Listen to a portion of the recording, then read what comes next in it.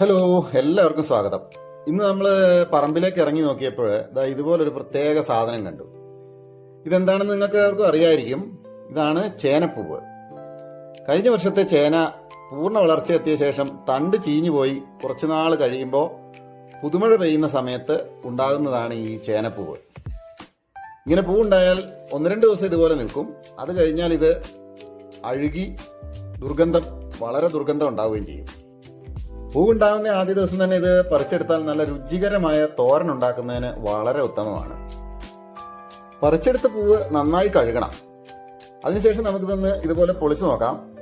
വളരെ സുന്ദരമാണ് ഇതിന്റെ ഉൾഭാഗത്തെ കാഴ്ചകൾ. ഉള്ളിൽ കാണുന്ന ഭാഗം ചെറിയ കേസരങ്ങളൊക്കെ നിറഞ്ഞ് അടുക്കി വെച്ചതുപോലെ മനോഹരമാണ്. ഇതിന്റെ ഉള്ളിലെ ഭാഗം നല്ല സ്പോഞ്ച് പോലെ മൃദുലവുമാണ്. ഇനി ഇതെല്ലാം കൂടെ ചെറുതായി അരിഞ്ഞെടുക്കണം. ഇതുപോലെ കത്തി കൊണ്ട് ചെറുതായി അരിയാം. അതല്ലെങ്കിൽ ചെറുതായി നുറുക്കിയ ശേഷം വെജിറ്റബിൾ ക്രഷർ ഉണ്ടെങ്കിൽ അതിനകത്ത് നന്നായി അരിഞ്ഞെടുക്കാവുന്നതുമാണ്. ഇങ്ങനെ ചേനപ്പൂവ് ചെറുതായി അരിഞ്ഞു വെച്ച ശേഷം ഒരു ചീനച്ചട്ടി ചൂടാക്കി അതിൽ അല്പം വെളിച്ചെണ്ണ ഒഴിച്ച് കടുക് പൊട്ടിച്ചെടുക്കണം. പിന്നീട് കുറച്ച് സവാള അരിഞ്ഞതും പച്ചമുളക് ചതച്ചെടുത്തതും ചേർത്ത് നന്നായി ചൂടാക്കുക. ഇതിലേക്ക് അല്പം മഞ്ഞൾപ്പൊടിയും കറിവേപ്പിലയും ചേർത്ത് ഒരുവിധം ചുമക്കുന്നത് വരെ വഴറ്റുക. ഇതിലേക്ക് ചേനപ്പൂവ് അരിഞ്ഞു വെച്ചിട്ടുള്ളത് ചേർത്ത് ഇളക്കുക. ഇപ്പോൾ ആവശ്യത്തിന് ഉപ്പും ചേർക്കാവുന്നതാണ്.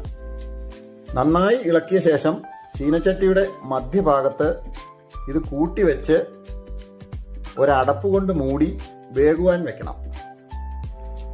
ഏകദേശം 10 മിനിറ്റ് ശേഷം അടപ്പ് മാറ്റി ഇതിലേക്ക് ഒരു മുറി തേങ്ങ ചിരകിയതും അല്പം മഞ്ഞൾപ്പൊടിയും കൂടി ചേർത്ത് നന്നായി ഇളക്കണം. നന്നായി ഇളക്കി യോജിപ്പിച്ച് പാകമാകുമ്പോൾ ഇത് വാങ്ങി വെക്കാവുന്നതാണ്. ഇപ്പോൾ ചേനപ്പൂ തോരൻ റെഡിയായി കഴിഞ്ഞു. ഇതിന് ഏകദേശം കൂണിനോട് സാമ്യമുള്ള രുചിയാണ് ഉള്ളത്. കൂടാതെ ഇതിലടങ്ങിയിരിക്കുന്ന വിറ്റാമിൻ സി, B6, പൊട്ടാസ്യം എന്നീ പോഷകങ്ങൾ ഉയർന്ന രക്തസമ്മർദ്ദം കുറയ്ക്കുന്നതിനും അതുവഴി ഹൃദയാരോഗ്യത്തിനും ഓർമ്മശക്തി വർദ്ധിക്കുന്നതിനും ഉത്തമമാണ്. ഇനി ചേനപ്പൂ കിട്ടിയാൽ നശിപ്പിച്ചു കളയാതെ തോരൻ ഉണ്ടാക്കി കഴിച്ച് അഭിപ്രായം അറിയിക്കുക. എല്ലാവർക്കും ഗുഡ് ബൈ.